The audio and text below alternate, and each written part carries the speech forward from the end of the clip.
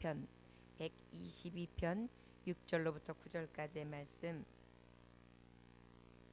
평화를 위하여 구하게 하소서, 평화를 위하여 구하게 하소서라는 제목의 말씀을 가지고 하나님의 말씀을 대언합니다.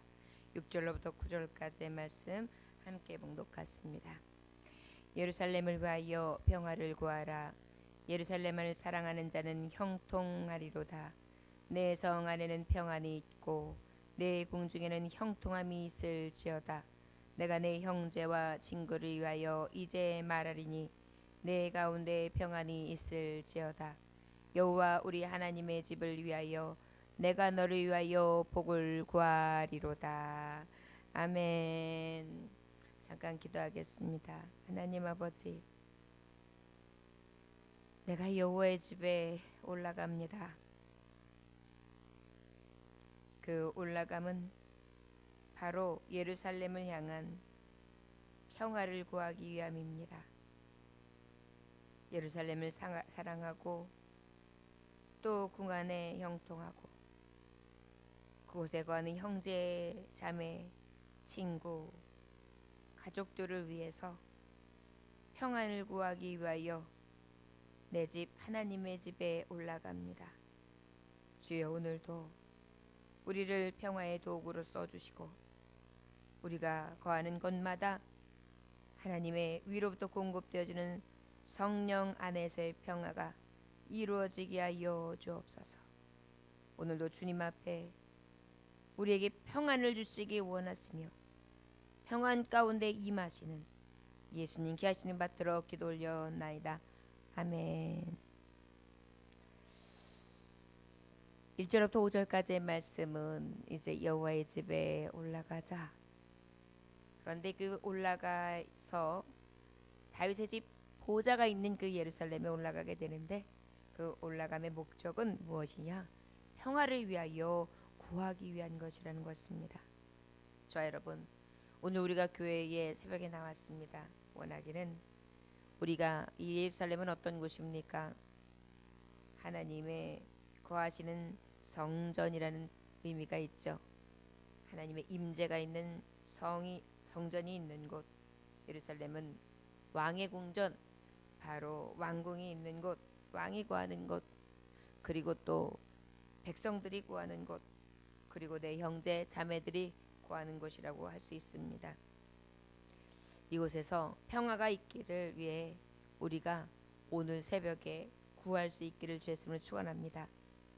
예루살렘의 평안을 구하라. 예루살렘에 사랑하는 자를 형통하리로다. 이렇게 말씀하고 있어요. 이 예루살렘에 성전이 있는 곳, 하나님의 법궤, 하나님의 임재가 있는 곳, 하나님 앞에 제사 드리고 찬양하고 기도하고 또 그 하는 모든 일들에 대해서 아버지 앞에 이 간구를 하는데, 이 간구하는 자에게 하나님은 오늘 어떻게 해주시느냐? 사랑하는 자다, 예루살렘을 사랑하는 자다 라고 간주해 주시는 거예요. 그렇게 평화를 구하고 그 예루살렘을 위하여 평화를 구하는 자는 사랑하는 자인데, 그 예루살렘을 사랑한다는 것은 하나님을 사랑한다는 것이고 교회를 사랑한다는 것이고, 예루살렘은 그 왕궁이 있고 또한 국가의 수도라고 할 수 있는데, 나라 민족을 위하여 그 평안을 구하는 자 하나님은 형통케 하신다고 말씀하시는 것입니다. 사랑하는 자는 형통하리로다. 자, 여러분, 이렇게 성전에 올라와서 하나님 앞에 평안을 구하는 자, 하나님께서는 그 구하는 자에게 형통과 은혜를 베풀어 주시기 원하시는 줄 믿습니다. 7절에 내 성 안에는 평안이 있고 내 궁중에는 형통함이 있을지어다. 바로 우리가 구하고 또 하나님 앞에 이 형통을 받은 자는 내 성 안에는 평안이 있고 내 궁중에는 형통함이 있을지어다. 우리가 구할 때 이렇게 구하는 것뿐만이 아니라 우리에게 형통을 주시는데, 이 예루살렘을 위하여 올라가는 자에게는 하나님의 형통을 주시고 또한 우리에게도 어떻게 해요? 평안이 있겠고 또 그 구한 바대로 궁중에는 형통함이 같이 아울러 있다는 것입니다. 여러분, 한 사람의 기도는 나라와 민족을 살릴 수 있습니다. 한 사람의 기도는 영혼을 살릴 수 있습니다. 그런데 특별히 살리는 것뿐만이 아니라 평안을 줄 수도 있고 형통을 줄 수도 있다는 것입니다. 얼마나 복된지 몰라요. 그래서 우리가 성전에 부지런히 올라와서 누군가 한 사람이 깨어 기도한다는 것은 바로 무엇이냐? 엄청난 힘과 능력이 있다는 것을 기억하시기를 원합니다. 나 같은 자가 내가 그냥 할 수 있는 게 기도밖에 없어서, 여러분 할 수 있는 게 기도밖에요. 여기 보니까 기도가 다인 걸요. 평안도 주시고 형통도 주시고 말이죠. 우리가 인생 살아가면서 뭘 가장 영원합니까? 우리가 뭘 가장 염원하는 게 있어요? 바로 평안했으면, 내가 좀 형통했으면 하는 거 아니겠어요? 그런데 올라가 기도하고 평화를 구하면 이 형통함을 주겠다. 여러분 이렇게 기도하는 사람에게 형통케 하지 아니하신다면 누구를 형통하게 하실까요? 그래서 여러분 우리가 기도할 때 낙심하지 아니할 이유가 있어요. 내가 만약에 지금 내가 원하는 바의 형통함과 평안이 이르지 않는다 할지라도 내가 부지런히 올라와 형통함을 구하고 기도하면 나를 통하여 그 누군가가 형통하고 평안이 임한다는 것을 생각하면서 위로가 되시길 주님으로 축원합니다. 나를 통하여 내 교회가, 내 형제가, 내 자매가, 우리 성도들이, 우리 민족이, 우리 나라가 나 같은 자, 나같이 미미한 자, 나는 아무것도 아닌 자 같으나 이렇게 열심히 성전에 올라가 평안을 구하고 형통을 구한다면 하나님께서는 나를 통하여 이러한 은혜를 허락해 주신다. 또한 뿐만 아니라 이렇게 구하는 자에게 더 좋은 것을 주시지 않겠습니까? 이 땅에서 받지 못한다면 저 하나님 나라에 이르렀을 때에 더 큰 은혜가 있을 줄 믿습니다. 여러분 너희가 행하고서 사람에게 칭찬을 받으면 하늘의 상이 없대잖아요. 하나님 앞에 받을 상이 없대잖아요. 우리가 그러나 이곳에서 힘들고 어렵고 곤고하고 고통 중에서 여호와를 잘 섬긴다면 하늘의 상은 무한하게 클 것입니다. 그래서 우리가 어떤 일을 만나든지 성전에 부지런히 올라가 평안을 구하고 그 형통을 구함으로 나를 통하여 하나님의 뜻이 이루어지기를 늘 사모할 수 있기를 주의 이름으로 축원합니다. 내가 내 형제와 친구를 위하여 이제 말하니 내 가운데 평안이 있을지어다. 바로 그거예요. 형제와 친구를 위하여. 여러분 우리 오늘 이들을 위해 평안을 구합시다. 지금까지 기도가 나에게 국한되었다면 더 나아가 예루살렘 이 성전, 왕궁이 있는 저 청와대, 성전, 또 어때요? 더 그 주변에 있는 많은 사람들, 그리고 또 우리 민족, 우리 이웃, 우리 친구, 우리 남편, 우리 아내, 우리 자매, 우리 자녀들, 우리 부모님들을 위해서 그 평화가 임하기를 위해서, 참 평화가 임하기를 위해서 기도하시기를 원합니다. 여러분 평화는 어디서 오는지 아십니까? 그런데 샬롬, 참 평화는 예수 안에서 오는 평안이에요. 평안하뇨? 평안은 어디에 있느냐? 세상에서는 없어요. 참 평안은 주께로부터 와요. 그래서 주 안에서 평안케 하소서. 여러분 인생에 있어서 평안한 게, 사람들은 육신적인 생각이 어떤 거냐면 그저 잘 되고 잘 먹고 잘 살고 그 다음에 내가 원하는 바대로 소망대로 그냥 착착착 진행되면 그걸 평안이라고 여겨요. 그런데 그것이 참 평안입니까? 아니에요. 참 평안은 뭐냐면 여러 가지 어떤 일을 만나도 흔들리지 아니하며 내 안에 뭐예요? 세상으로 비교할 수 없는 참 은혜가 충만하게 임하는 거예요. 일렁이는 파도가 있어도 걱정이 없는, 파도가 사라지는 게 아니에요. 파도가 있다 할지라도 걱정이 없으며 내 몸을 그저 실어 맡길 수 있는 것, 그것이 참 평안이거든요. 그런 평안이 나라와 민족과 형제와 자매와 우리 가족들과 우리 친지들과 그리고 우리 성전에 임하기를 위해 오늘 기도합시다. 여호와 우리 하나님의 집을 위하여 내가 너를 위하여 복을 구하리로다. 여호와 우리 하나님의 집을 위하여. 여러분 우리 하나님 거하시는 이 집을 위해서도 기도해야 돼요. 성전을 위해서 기도해야 돼요. 이제 코로나 이것에서 사회적 거리두기 여러 가지 조건은 맞춰서 하되 예배를 이제 진짜 이제 정상대로 드려도 될 만한 그러한 것들을 지금 고려하면서 발표하기 이전이에요. 이제는 예배가 이제 바로 우리가 이제 다시 정상적인 예배에 들어가게 되는데, 이럴 때 교회에서 확진자가 또 나왔다. 교회에서 또 어떤 전염병이 발생했다. 이렇지 않기를 위해서 기도하고, 먼저 하나님 앞에 깨어 기도하고, 평안한 교회가 되기를 위하여 구하고, 그리고 하나님 앞에 예배해야 될 것으로 믿습니다. 왜요? 여전히 하나님의 은혜도 크지만 마귀의 계교도 크거든요. 그렇기 때문에 우리는 더욱더 깨어 근신하여 기도함으로 하나님의 집을 위하여 복을 구해야 합니다. 그래서 성전에 들어오는 우리 성도들에게 평안이, 그리고 성전에 들어오는 우리 성도들에게 성령 충만함이, 말씀이 선포되어 주는데 그냥 말씀에 팍팍 꽂힐 수 있도록. 이번 주 주일날 낮에 예배를 드리는데 너무나 안타까운 것이, 물론 저의 말씀이 부족해서 그랬을지는 모르겠습니다만은 예배를 드리는 성도들이 막 가물가물하더라고요. 예배를 드리다가 눈을 감았다가 떴다가 막 어떻게 할 줄을 몰라 하더라고요. 예배 뭐 일주일에 한 번도 못 드리고 그냥 동영상으로만 예배 드리고 성전에 나와가지고 한 번 예배 드리는데 말이죠. 그렇게 하는 모습을 볼 때 정말 가슴이 아팠어요. 이게 영적으로 이게 계속 잠든다는 의미거든요. 이 예배 때 말씀 들을 때 자꾸 좋은 거는 영적으로 죽은 거예요. 지고 있는 거예요. 마귀한테 눌리고 있는 거거든요. 그렇기 때문에 우리가 성도님들 한 사람 한 사람의 그 심령을 위해서 꼭 기도가 필요해요. 얼마나 제가 안타까웠는지 몰라요. 항상 제가 느끼지만 교회가 이게 정신 바짝 차려서 예배드리고 말씀 듣지 못하면은 교회적으로도 시험 와요. 성도들에게도 시험이 와요. 우리가 정신을 바짝 차리고 있어도 시험을 주는데 그렇지 않으면 어떻겠어요? 마귀는 우는 사자같이 두루 삼킬 자를 찾거든요. 할 수 있는 대로 이 성전 하나님의 집을 위해서 기도할 수 있는 저와 여러분들을 구하시기 원합니다. 되시길 원합니다. 그런데 특별히 내가 너를 위하여 복을 구하리로다.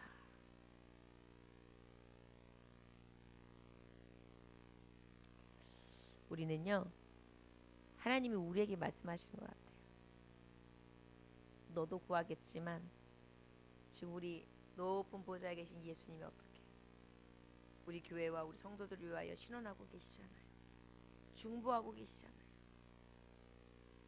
사랑하는 자녀들아, 예루살렘에 있는 내 자녀들아, 평안하라.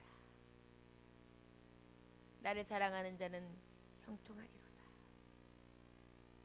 내가 구하는 성이 평안이 있고 내 나라의 왕궁이 형통할 것이며, 내 형제 내 친구인 너요. 내 형제 내 친구는 뭐라 그랬죠? 하나님 아버지로 섬기는 자, 그 뜻대로 행하는 자가 내 형제요 내 부모라 그랬잖아요.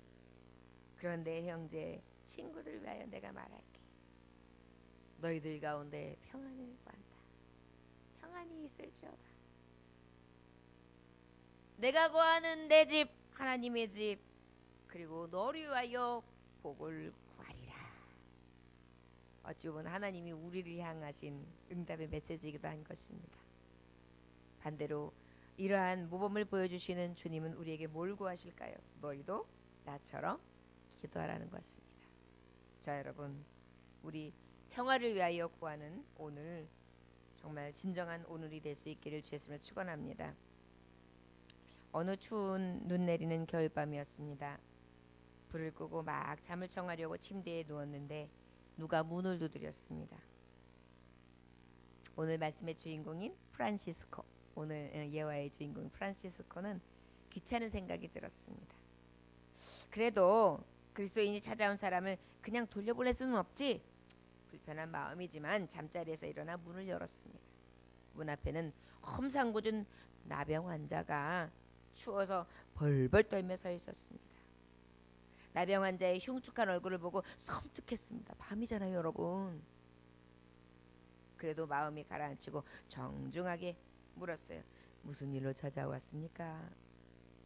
죄송하지만 몹시 추워 몸이 꽁꽁 얼어 죽게 생겼네요.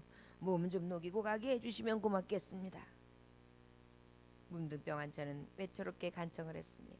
마음으로 당장 안 된다고 거절하고 싶었지요. 안 그러겠어요, 여러분? 건강한 사람이 찾아와도 그런데 나병 환자예요. 집에도 들일 수 없잖아요. 요즘에 코로나 환자가 왔다고 생각해 보십시오. 하지만 그리스도인으로는 차마 그럴 수가 없었습니다. 마지못해 머리와 어깨에 쌓인 눈을 털어주면서 안으로 들어오십시오 안내했어요. 자리에 앉자 살이 썩는 고름 냄새, 그 악취, 코를 찔렀습니다. 여러분 아시잖아요, 노숙자들 냄새. 거기다가 나병 환자는 살이 문드러지는 냄새까지 나는 거죠. 그럼에도 불구하고 인상을 애써 쭈그리지 아니하면서 어떻게 식사는 하셨습니까? 아니요. 벌써 사흘째 굶어 배가 등가죽에 붙었습니다. 프란시스코는 식당에서 아침 식사를 준비해둔 빵과 우유를 가져다 주었습니다. 문둥병 환자는 기다렸다는 듯이 빵과 우유를 아주 개걸스럽게 빵막 먹어치웠습니다. 식사 후 몸이 좀 녹았으니 나가주시기를 다 기다리고 앉아있는데 문둥병자는 나가기는커녕 기침을 콜록콜록 여러분 침 튀기는 거예요. 비말. 그러면서 이렇게 부탁하는 것입니다. 성도님, 지금 밖에 눈이 많이 내리고 날이 추워 도저히 가기 어려울 것 같네요. 하룻밤만 좀 재워주시면 안 되겠습니까?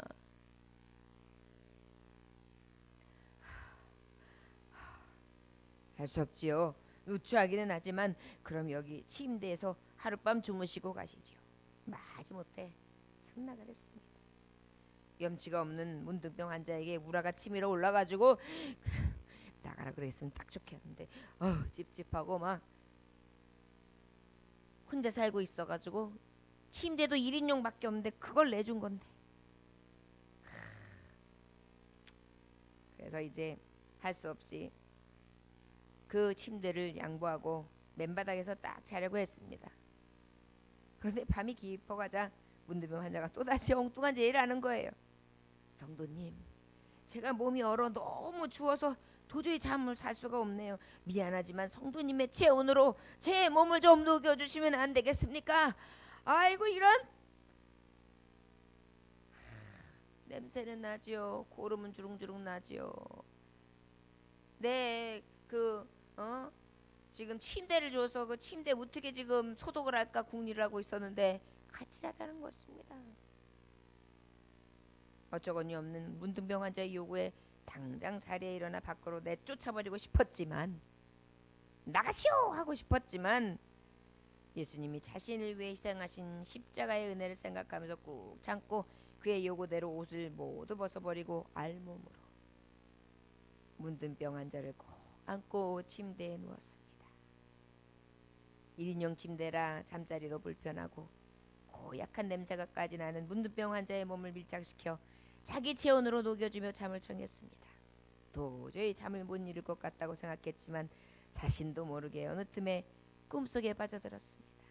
꿈속에서 주님이 기쁘게 웃고 계셨습니다. 프란시스코야, 나는 내가 사랑하는 예수란다. 내가 나를 이렇게 극진히 대접했으니 하늘의 상이 클 것이다. 주님, 나는 아무것도 주님께 드린 것이 없습니다. 꿈속에서 주님의 모습을 보고 깜짝 놀라 자리에서 일어났습니다. 벌써 날이 밝고 아침이었습니다.